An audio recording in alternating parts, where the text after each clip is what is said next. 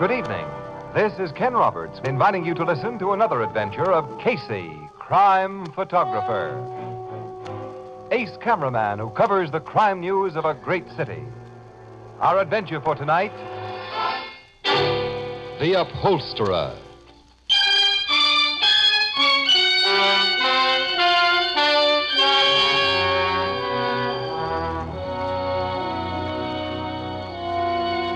Night.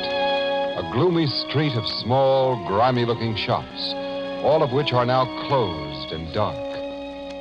In front of one of them... Goldblatt!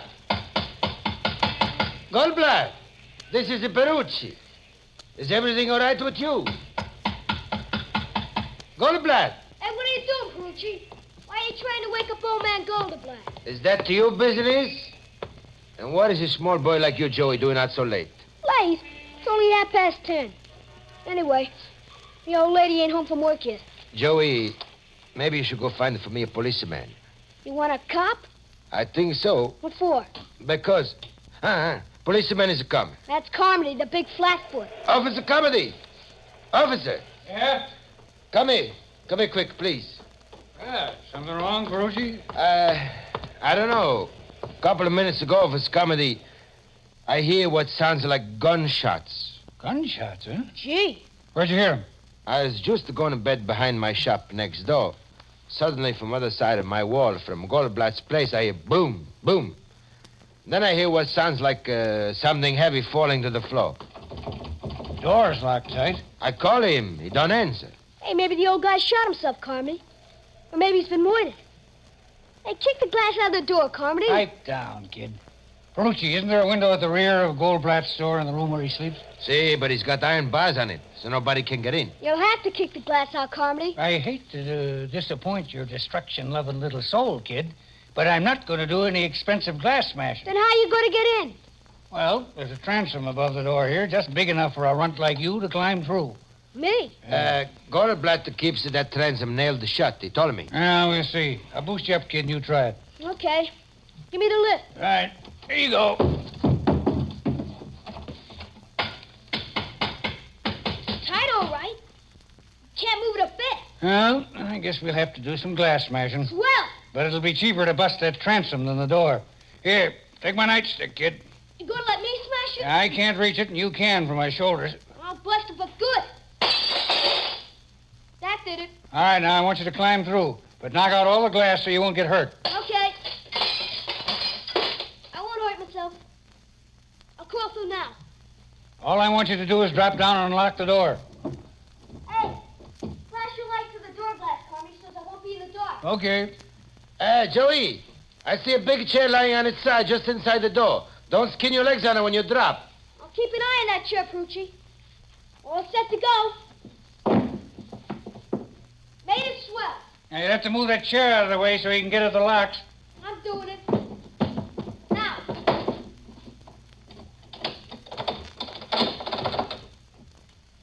Turn the locks. Yeah, door don't open. Hey, wait. There's 3 locks in the store. You only turn 2. Okay, now. Okay, nothing. The door still don't open. Don't? You must have returned one of the 2 locks you'd already unlatched instead of getting the third one you missed. I'll get them all this time. Let go of the knob, Carmody. Let me open the door when I can. Okay, but hurry. This guy Goldblatt would have to have his door triple locked. Goldblatt is always afraid he's going to be robbed. I got it, Carmody. The door's open. Well, it's about time. Now I'll have a look behind that partition. Me too. Goldblatt's workroom is back at that door. At least this partition door wasn't locked. Now, here's a light switch. Now we'll see. Well, I don't see anything look wrong. Neither do I, and I didn't expect to. You imagined those gunshots, Perucci. Hey, look here behind this busted sofa. What? Holy. It's a Goldblatt. Officer Carmody. Is he dead? Guy has 2 bullet holes through his chest. He's dead, all right. He's been murdered. Just like the guys in the movies. Perucci, close that front door. The killer's still in this shop. He's not leaving. Lock that door. See, I lock him. Maybe the killer shoot to me. No, he won't. I'm keeping my eyes open, my gun ready. Not many places here to hide. Yeah? Nobody under this bed, Carmody. No, nobody in this closet either. Hey, you duck under that bed and stay there, punk, if there's any shooting. I ain't afraid. Do as I tell you. Nobody back of this pile of furniture. Nobody hiding anywhere. The killer ain't here. I lock at the front door again. Okay, Perucci.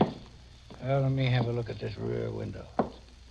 Yeah, closed and locked from inside, and there's heavy bars on it, just like you said. Nobody could get through by that door in the front. Well, there's no other way into this place or out of it. And since nobody but us are here now, it's plain that poor old Goldblatt committed suicide. There's no gap beside him, Carmody. Oh, a gun probably fell under the sofa, kid. Here, I'll push it out of the way. No gun there, Copper. Hmm. I see no gun anyplace. Neither do I. Must be under the body. I'll lift it up a little.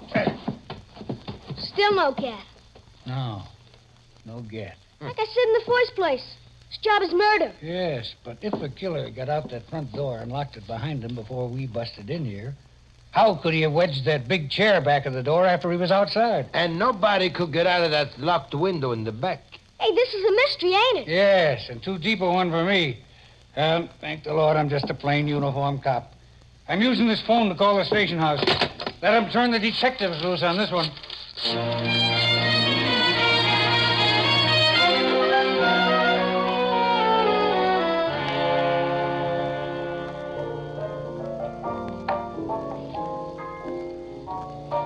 The homicide dicks weren't able to find any gun in that upholsterer's joint, huh, Casey? No, Ethelbert.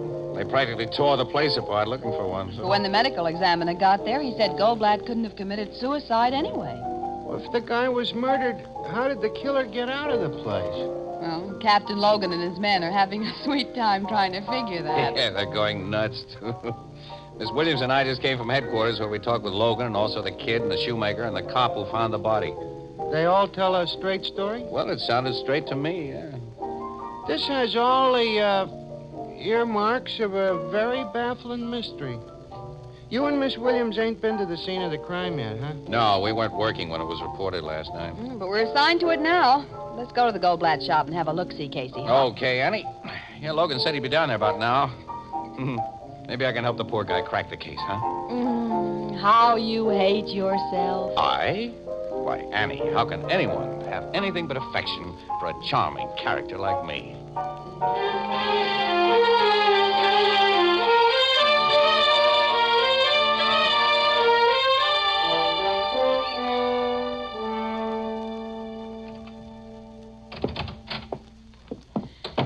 Hello, Captain. Hi, Logan. Oh, so you two are here. Mm-hmm.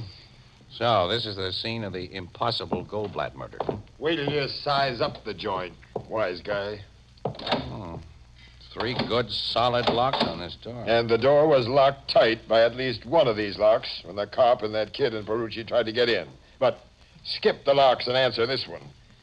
After the killer shot the old man and was making his getaway, how did he manage to leave a chair lying against the door inside? Which is the chair? Here, this big old high back. Someone had left it here for Goldblatt to recover. Well, the kid and the cop and Perucci all agree this chair lay inside against the door, which opens inward. Yeah, on its side. I think it was about in this position. Now, it had to be placed this way by somebody inside. It couldn't have been so placed by anybody outside. Well, it may have fallen in that position after the door was closed. Miss Williams, a big solid chair like this doesn't just fall. It has to be wrestled around. Besides, the neighbors say Goldblatt always put a heavy piece of furniture against this door when he closed up for the night. The old guy had a constant fear of being robbed. Well, he was shot through the heart twice. Goldblatt couldn't have put the chair there after the killer left. I know.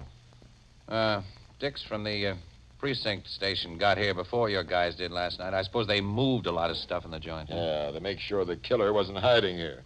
About the only thing they didn't shove around was this sewing machine because it was bolted to the floor. Let me see where they found the body, Lloyd. Come on. It was here in his workroom, behind that old sofa. Have you learned a possible motive for the murder, Captain Logan? No, Goldblatt had no enemies that anyone knows about. But he was so afraid of being robbed, a lot of people in this neighborhood figured he had a lot of dough stuck away here, so someone may have come here last night to get that dough, only they didn't get it, and apparently never even looked for it. Yeah, we were told the precinct Dix found over $100 in Goldblatt's pocket and about $4,000 hidden in his mattress. Those are the first places a thief would look for money. Sure. Casey, see if you can figure it out. Huh? Me? Oh, I'm just a newspaper mug, pal. You're the big chief of the homicide department. Well, I'll soon be back at pavement pounding if I get many more cases like this. And that Casimir killing.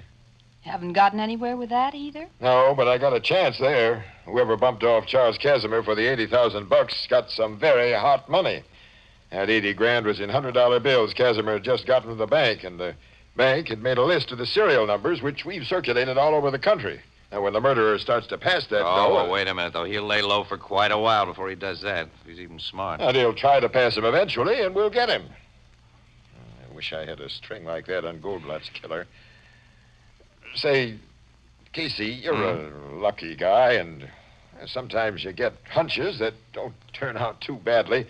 And now that you got the lowdown on this thing, you got any ideas? Well, now, what are you paying for ideas these days, pal? You going commercial on me? Well, why not? When you're in a tight spot like this, a little first-class assistant from a qualified expert should be worth, Well, I'll tell you what. The next time a juicy murder is committed, you could let Ann and me in for an exclusive story and pictures. You know I never show that kind of favoritism. Oh, okay. Well, maybe the little idea I have isn't worth it anyway. You got an idea? No, it's just a small one. It's really not worthy of my genius. Well, nuts to you. Get out of here and let me think. Come on, Annie. See you later, pal. I'm afraid so. Hey, Logan, all the furniture in this workroom is stuff that Goldblatt had here for repairs. Naturally, repairing and upholstering furniture was the guy's business. Guess this is a chair he was getting ready to recover. What else? The old cover's been taken off. Taken off neatly, too. Lying here on the floor. Cut carefully around the seams. It wasn't hacked. So what? Now, this overstuffed chair next to it with a shabby old cover still on. Look at that. There's a couple of big cuts in the back. They're away from the seams. As though it had been slashed. It's interesting. I don't see why. Huh? Well, skip it then. Say, Casey... you still don't want to buy any ideas or hunches, pal. If you're serious, I never give reporters or photographers of one paper preference over those of another paper. Okay, tough guy. Well, I can't give a cop preference over my paper. So long, You pal. can go to... so long, Miss Williams. Well, I apologize for this mug, Captain Logan. Goodbye. Logan's sore at me again, Annie. You have no right to rib him when he's in a spot like this. And I know you haven't even the germ of an idea that might break this case. Annie, I not only have an idea now, but I've got a hunch. Casey. Wait a minute. Let me write down something quick before I forget it. There we are. Okay. Huh? Come on, now, let's get in the car. We're going places.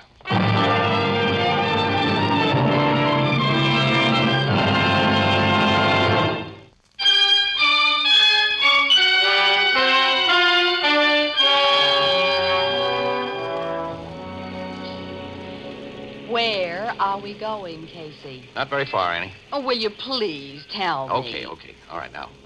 Here's the idea that Logan wouldn't buy. Giving it to him for free if he hadn't been so bullheaded.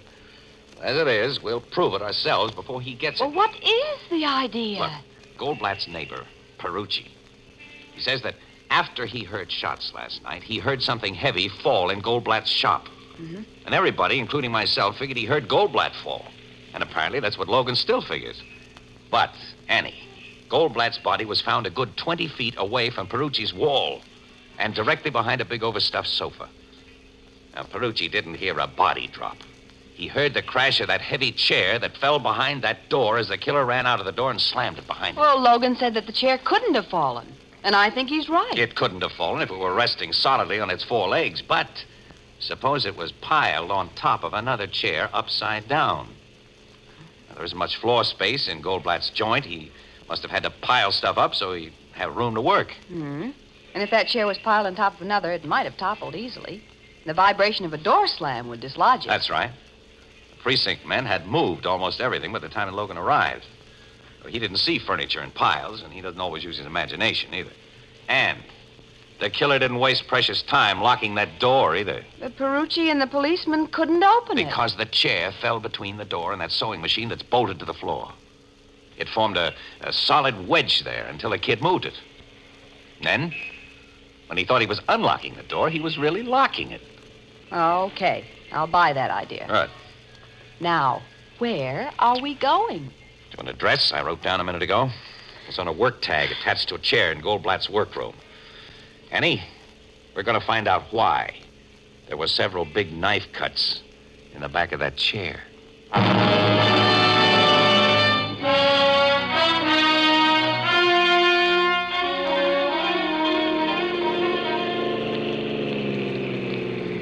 Yeah, there's the address, Annie. It's across the street there. Furnished room to let sign in the window. Yeah, rooming house. Mm-hmm. And it'll be the landlady who sent that chair to Goldblatt for recovery. Now, what's the full extent of your hunch about that chair, Casey? It tells me to get acquainted with the Mrs. Potter whose name was on it. And I hope that she'll give me some information. Now, look, Annie, you wait right here in the car. I will not. If there's information to get that may make news, I'm going to be where it's gotten. Annie, look, I'm not going to her as a newspaper guy. I'm going to let on I want to rent a room, see, and try to get her talking. Well, both of us can be renting a room. But together? I've heard such things have been done. We'll pose as husband and wife. Oh, well, that's something that hasn't been done yet. By us. Well, it's being done now. Huh? For very impersonal reasons. Come on. Oh, well, okay. Hope I can act like your husband. Well, you'll never learn any younger. Maybe you'll never learn, period. What? Nothing. Well, you must have some sort of a plan, so you do the talking and I'll just stand by. Yeah, that'll be best. Okay, here goes the doorbell. You better begin to look wifely, huh? Don't worry about me. Hey, someone's coming. Now, remember, let me do the talking. Yeah, okay. Good afternoon. How do you do? We're looking for a room and saw your sign. Oh, won't you and your husband come in? Thank you. I have a very nice supper room on this floor that's just been vacated. Do you mind the lower floor? Not at all. Well, then come this way. Oh, what's your name? Mr. Casey. And Mrs. Casey. Oh, it's a pleasure to know you. I'm Mrs. Potter. Well, it's nice to know you, Mrs. Potter. Yeah. Well, now, let's see the room. One of my best. Was our back parlor when my husband was alive, but since I had to take in paying guests... Yes. Do you like it, Casey? You call your husband by his last name, Mrs. Casey? Why, It's a habit she got into before we were married. Yes. Oh, it's a little unusual. Yes. Well, I have a most unusual wife, Mrs. Potter. One thing, she lets me do all the talking while she just stands by. I can see she's just a shy little thing. Shy. Shut up. Suppose you try it. Well, this is a comfortable-looking armchair. New, Mrs. Potter, or is this reupholstered? Oh, reupholstered. And by that poor man who was murdered last night. What? Murdered? Oh, there's a big piece about it in the morning paper. A little old man named Goldblatt. Why, we heard about that, Annie. Yes, we did hear about it, Casey, darling. Huh? They say it's quite a mystery, but it's given me a personal worry. I let him take one of my chairs to his shop only yesterday morning. What, yesterday morning? Yes, and now with policemen all over his place, heaven only knows when I'll be able to get it back and in what condition. Well, the cops take pretty good care of things like... I believe they do. I hope you made note of the condition the chair was in when Goldblatt took it to his shop yesterday morning. Well, I mean, were there any tears or cuts in it? Oh, no. It was just terribly shabby and needed new covering. But my. Sending that chair out taught me something I'd never suspected. Oh, what was that, Mrs. Potter? Well, it's been in the room of one of my oldest lodgers, a gentleman who lived upstairs in the second floor front, for over 5 years. And I've always considered him one of the mildest men alive. But he flew into the most awful temper when he came home from work last night and found out that I'd sent that chair to the upholsterer. Oh, He did? Oh, but you're not interested in such gossip, of course. But, Do you like this room? I usually get $20 a week for it, but, by the month, I might make it a little cheaper. Oh, is it $20, huh? Well, have you any vacancies on the second floor, Mrs. Potter? Yes, I have an empty across the hall from the gentleman I just mentioned. Oh, you have? Oh, but I doubt if you'll like it. Well, could we see it? Of course. This way. It's a much smaller room than the one I just showed you. Oh, I won't mind that. Oh, but maybe Mrs. Casey will. Oh, no. I'm easy to please. Yes. Mind the stairs there. They're a little steep. The gentleman who didn't want his chair recovered, is he in his room now? No, he's never in this early. He's at business every day till 6 o'clock. Oh. But my, it's nearly that now. What business is he in? Oh, he's a bookkeeper. Oh. In the offices of the Charles Casimir Company. Charles Casimir? Poor Mr. Casimir was robbed and murdered only a short time ago. dear, dear, dear. There's so much crime these days. Well, here's the room. Oh, it's fine. Swell. We'll take it. We haven't more than looked into it. Oh, we've seen enough. Well, that's exactly what we want. What's the rent? Why, $15 a week. Okay. Here we are. It's a week in advance. Oh, thank you. Oh, when you move in? Well, we're in now. But you haven't any baggage. Well, it's outside in our car. We'll bring it in later. Later? Now, I know you have a lot to do, Mrs. Potter. It's nearly dinner time, so why don't you run along downstairs and don't bother about us one little bit. See you later, Mrs. Potter. Oh, but See you later, Miss Potter. Well, this is a little irregular, but you look like such nice young people. Goodbye. Did you get it, Annie? Of course I got it. The man across the hall had something hidden in that chair, and when he learned it had been taken to an upholsterer who'd tear it apart. He went to Goldblatt's. He slashed the back of that chair, took out what he'd hidden in it, and killed Goldblatt so he couldn't tell what he'd seen. And Mrs. Potter said that the man worked in Charles Casimir's office. Maybe it was the stolen money that was hidden in that chair. Yeah. Come on. The coast is clear. Yeah. We haven't much time. It's 5:45. 15 minutes is plenty if we work fast. Yeah. Oh, his door is locked. Naturally. These bevel spring locks have never kept me out of a place I want to get into. Not when there's enough space between the door and the frame to put this little gadget I always carry. Yeah. Hey, that did it. Come on, quick, so I can close the door again. Now what do we do? Listen, Annie. If this guy killed Goldblatt last night in order to get back the money hidden in that chair, he's had to hide it again. Now, 10 to 1, he's hidden it in here a second time. Yeah, so we search the place. Right. Well, Casey, maybe he's sewn it inside of something again. Yes, that's probable. Yep, look, here. There's a sewing kit on the dresser. There's a needle stuck in the lid. It's threaded with a piece of dark blue thread. Well, that means he was sewing on something blue. Yeah, there's nothing blue in the room. Well, we haven't looked in the clothes closet. Maybe there's something in there that's... Then I'll open the door and... Don't scream, young woman. And if either of you moves, I shoot. Well, this is quite a surprise. It was very fortunate that I came home earlier than my usual time today. Well, we wouldn't call it fortunate. Back over to that wall. What do you think you're going to do? There's only one thing I can do to protect myself. Kill you. I have a car parked outside, and I can make my getaway. And there's something I'm taking along.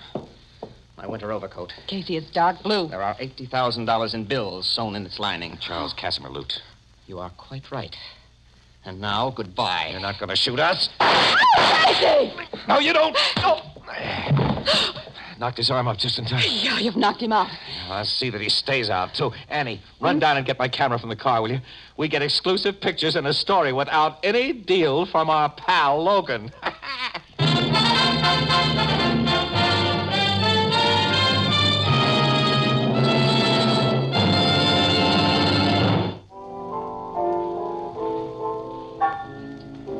So this guy was the killer of Charles Casimir as well as the murderer of that poor little Goldblatt fella, huh, Casey? That's right, Ethelburn. The Casimir job was his first crime. See, he worked in Casimir's office, and he learned about the $80,000 withdrawal that his boss was making, and he got a greedy impulse. And he never had a chance to spend a nickel of the dough he did 2 murders for. Like I always say, to coin a phrase, crime does not pay. That's right. Well, it pays Captain Logan. He's been congratulated by the commissioner for solving the Goldblatt and Casimir jobs, and told that he's now right in line for an inspectorship. How did Captain Logan get the credit? Oh, hey, he deserved it. Yeah, that guy's a swell cop. Just because a pair of newspaper stiffs like Miss Williams and I run into a little luck. Our Mr. Casey, whom I sometimes like, Ethelbert, called Logan in to make an exclusive arrest of the killer. What do you and Casey get out of the deal? An exclusive story, plus pictures. Casey got a bullet hole through the sleeve of his best coat when the killer shot at him. Well, I never liked that coat. And I've got a blasted reputation with Mrs. Potter. She's found out that I'm not really Mrs. Casey. This is the United States Armed Forces Radio Service, the voice of information and education.